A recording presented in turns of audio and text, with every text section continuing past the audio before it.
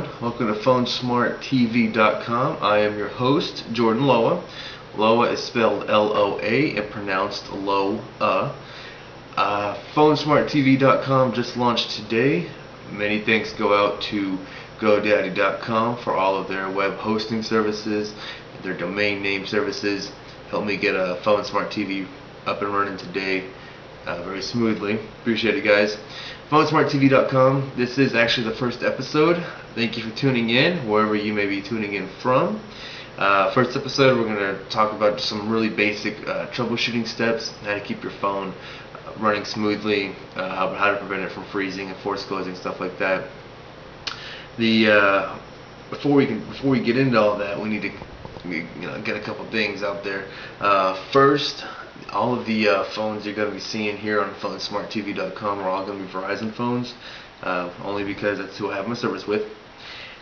Now that being said, everything that I talk about, even if you have AT&T, Sprint, T-Mobile, Boost, Metro, whatever, all these tips I'm going to give you actually will still apply to you guys out there. We're going to be talking about the Android operating system, so all of those carriers I just mentioned, they're all going to have Android operating systems. Second thing, there is no perfect phone out there.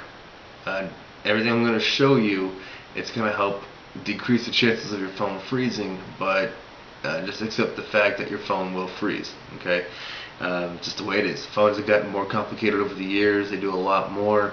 We expect more from them. On the flip side, they're not always going to act the way they should. Basically, you have a computer in your phone. With that said, let's go ahead and get started.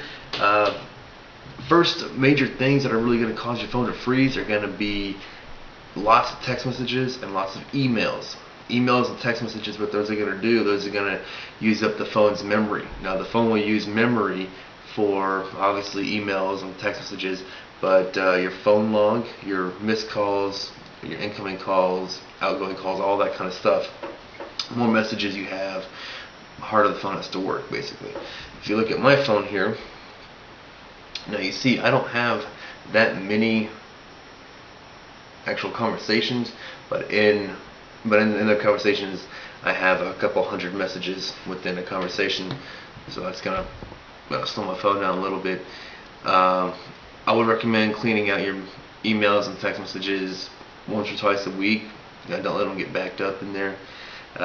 Another potential problem is going to be what's called MP3 downloaders. You can get those from the Google Play Store. Those are great applications because you can download thousands and thousands of songs for free. They can harm your phone because what's going to happen is every time you want a song, your phone is going to connect to someone else's phone and get that song from them. Conversely, you have a song someone else wants, their phone is going to establish a connection to your phone, slowing it down. Okay. If you're going to use them, I would use them sparingly. Don't download hundreds and hundreds of songs.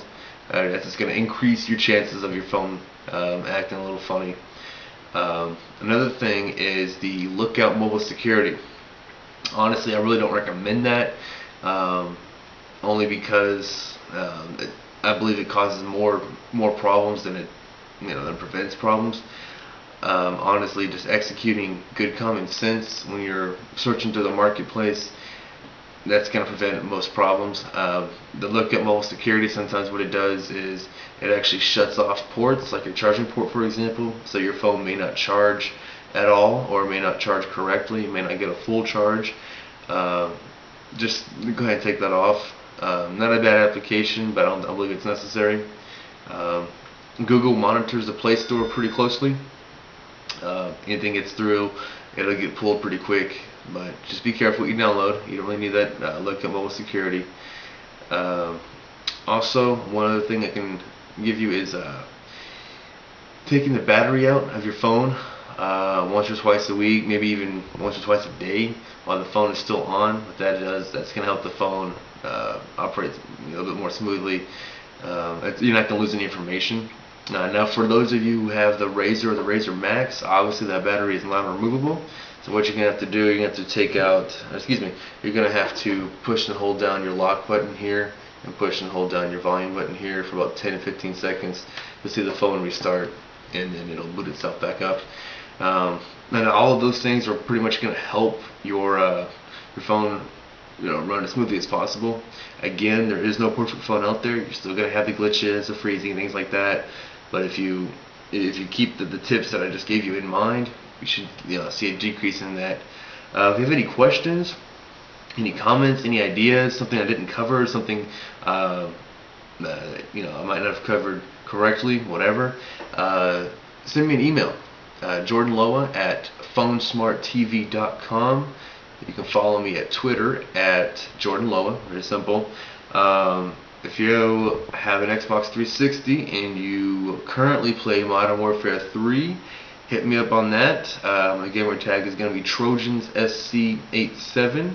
I'm okay. I'm getting better, but that's pretty much it. Thank you guys for watching, and until then, see you next time.